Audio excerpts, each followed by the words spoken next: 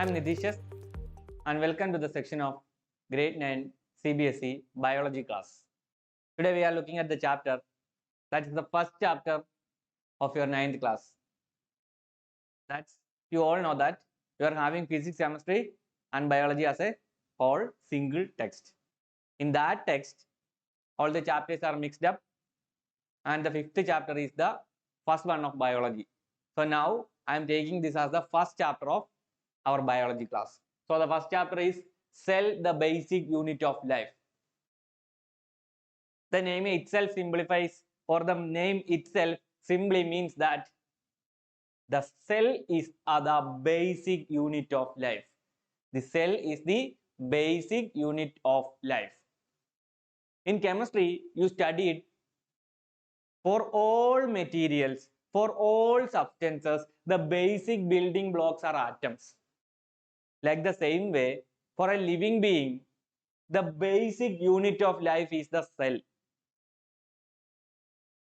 All types of cells, all the cells in a living body consisting of specific features and functions. If these cells are grouped together to perform any specific function, then this group of cells can be called as tissues.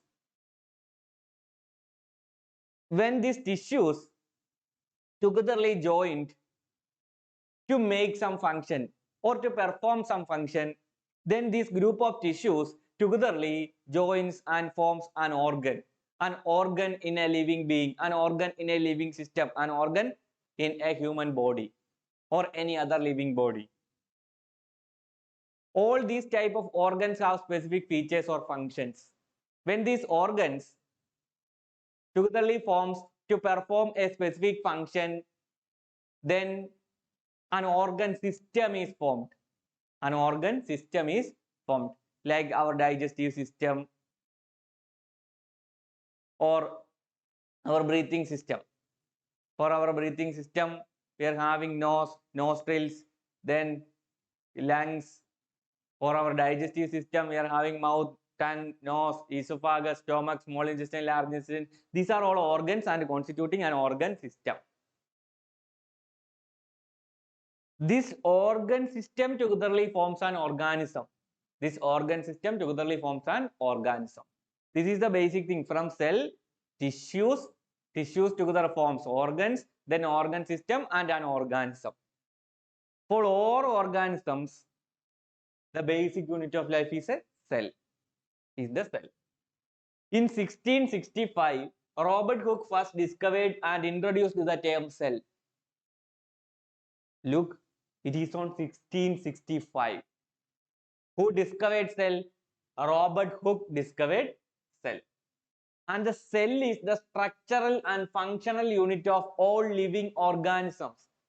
Cell is the structural and functional unit of all living organisms. For all living organisms, this cell is the structural and functional unit. Organisms may be unicellular or multicellular. Unicellular organism means an organism having single cell. And multicellular means group of cells together performs all the living functions. A cell generally shows plasma membrane, nucleus and cytoplasm. A cell generally consisting of a plasma membrane, a nucleus and a cytoplasm. We will discuss the functions of all components of a cell later. Nucleus was discovered by Robert Brown in 1831. In 1665, Robert Hooke first discovered the cell. And later in 1831, Robert Brown discovered nucleus. And the plasma membrane is the outer covering of the cell. For a cell, there is an outer covering which protects the cell from the external environment of the cell. So in our human body, our covering is the skin. Like the same way, for a cell, there is an outer covering, an outer coating, or there is a protection. And that outer coating or covering is known as the plasma membrane of the cell. That is known as the plasma membrane. This is the basic idea of a cell. Clear? We are now looking to the difference between prokaryotic cells and eukaryotic cells. We need to define what is a prokaryotic cell and what is a eukaryotic cell. So what's the difference? The primitive cells in which well-defined nuclear membrane is absent. So for prokaryotic cells, nuclear membrane is completely absent and the genetic material lies as a single chromosome.